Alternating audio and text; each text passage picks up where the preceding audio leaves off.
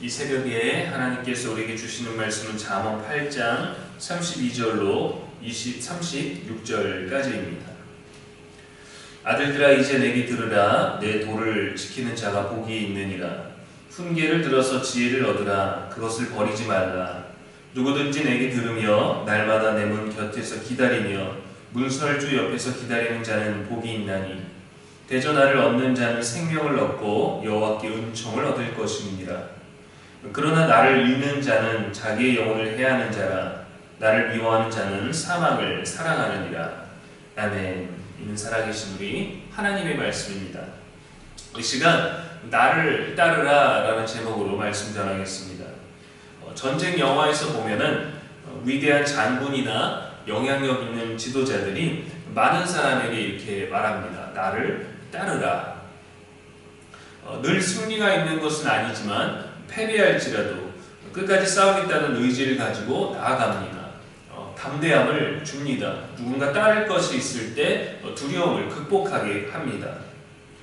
그러나 아무런 영향력도 없고 지도력도 없고 신뢰할 수도 없는 장군이라면 아무도 따르지 않을 것입니다. 따를 수가 없습니다.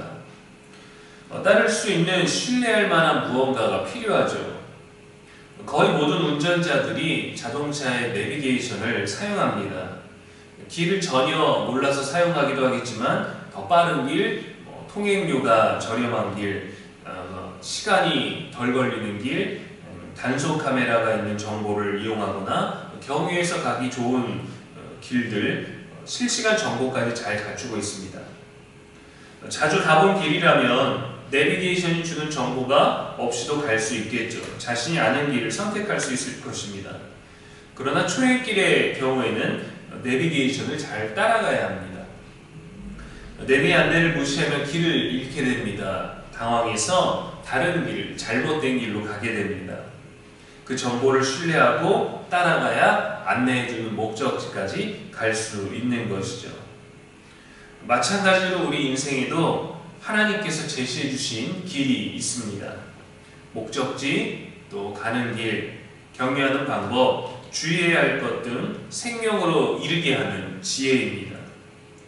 오늘 말씀은 이것을 무시하고 버리거나 미워하면 사망을 사랑하는 것이다 라고 합니다. 34절에 누구든지 내게 들으며 날마다 내 문 곁에서 기다리며 문설주 옆에서 기다리는 자는 복이 있나니 라고 했어요. 하나님의 지혜를 따르는 것이 복을 받는 길인데 지혜를 사모하는 마음으로 문 곁에 서서 기다리고 문설주 옆에서 기다리는 자세를 표현했습니다. 이스라엘 백성이 출애굽할 때에도 사망의 그림자가 오는 마지막 재앙 때에 문설주의 어린 양을 피를 바르면 죽음이 지나갔습니다. 죽음이 지나가는 방법을 어떻게 알았을까요? 죽음이 오는 것을 어떻게 예상할 수 있었을까요? 똑똑해서? 정보가 빨라서? 아닙니다. 하나님이 알려주신 대로 하면 생명이 보존되는 것입니다. 이스라엘 백성이 아니면 무조건 위험하다가 아니라 이스라엘 백성일지라도 하나님의 말씀에 순종하지 아니하면 사망을 사랑하게 됩니다. 지혜를 따라가면 생명을 얻게 되고 그 생명을 얻고 지키는 삶은 쉬운 듯 하지만 정말 어려운 것이죠.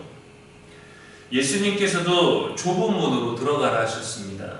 좁은 문으로 들어가라. 멸망으로 인도하는 문은 크고 그 길이 넓어 그리로 들어가는 자가 많고 생명으로 인도하는 문은 좁고 협착하여 찾는 자가 적음이라. 이 보물을 찾는 모험 영화 같은 것을 보면 장애물이 많은 길은 그 자체로 위험하기 때문에 천천히 살피면서 위험들을 제거하면서 가게 됩니다. 그런데 오히려 보물을 근처에 눈에 보이는 범위 안에 앞두고 뻥 뚫린 듯한 편안한 고든 길이 나오면 거기에는 늘 목숨을 노리는 위험한 함정들이 숨어 있습니다. 보물을 가지러 오는 자들이 긴장감을 버리게 만드는 것이죠. 아무런 의심 없이 편하게 그 길을 지날 때에는 반드시 해를 입게 됩니다. 지혜를 따른다는 것은 무조건 편한 방법과 편한 길을 제공해 주는 것이 아닙니다. 좁고 힘든 길이지만 그 힘든 길을 지나고 나서 얻게 되는 생명, 지혜 있는 것이죠. 편한 것, 당장의 것을 쫓다 보면 어리석은 선택을 하게 되고 잘못된 선택을 하게 됩니다. 창세기에서 에서가 팥죽 한 그릇에 장자의 명분을 팔았습니다. 팥죽을 먹는다고 형이 동생이 되거나 하지는 않지만 그 가치를 잃어버렸을 때 그대로 얻게 되는 거죠. 그대로 잃게 되는 것이고, 한순간의 배고픔을 견디지 못하고 후손들에게까지 이어지는 하나님의 축복을 포기했습니다. 아무리 후회해도 되돌릴 수가 없었죠. 그를 축복했던 아버지 이삭조차도 내 축복은 다 줬다라고 하지 않았습니까? 지혜는 우리가 인생의 순간마다 무엇을 따라가야 하는지 알려주는 길잡이와 같습니다. 지혜는 곧 말씀이고 말씀은 우리를 생명으로 인도합니다. 지혜를 따라가면 그것이 곧 하나님과 동행하는 거예요. 그런데 우리는 지혜를 얻으려고 하면서 하나님과 동행하지 아니하고 이 문제를 어떻게 해결할까, 이 문제들을 어떻게 바라볼까, 이 상황을 어떻게 극복할까, 이거 어떻게 하면 좋나 하고 지혜를 구하면서 그 지혜의 근원이 되신 하나님이 아니라 우리의 걱정과 근심과 염려들과 동행하기 때문에 지혜를 얻고도 우리는 양다리를 걸친 상태로 굉장히 불안하게 있을 때가 얼마나 많은가요? 지혜를 따라가지 않는 것은 결국 스스로를 해치는 것입니다. 자기 영혼을 해하는 것입니다. 지혜를 따르십시오. 하나님을 곁에 가까이 가서 동행하십시오.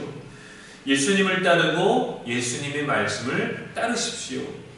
그것이 우리에게 가장 지혜로운 방법임을 알게 되기를, 그 길에서 벗어나지 않고 곧게 가게 되기를 주님의 이름으로 간절히 축원합니다. 기도하겠습니다. 하나님 아버지, 우리가 하나님의 지혜를 사모하고 따르게 하여 주옵소서. 신뢰를 잃지 않고 항상 생명의 길을 향하게 하시고, 좁고 협착할지라도 지혜가 안내하는 길이라면 담대히 걸어가게 하시고, 사망의 음침한 골짜기에서도 하나님이 우리와 함께 하심을 기억하며 지혜를 따르게 하여 주시옵소서. 말씀을 따르는 우리가 되게 하여 주옵소서. 주께서 따르라 하실 때에 망설임이 없게 하시고 생명을 향하여 십자가의 길을 걷는 우리 발걸음에 힘이 있게 하여 주옵소서. 오늘도 우리의 영원한 지혜와 소망이 되신 예수님의 이름으로 기도합니다. 아멘.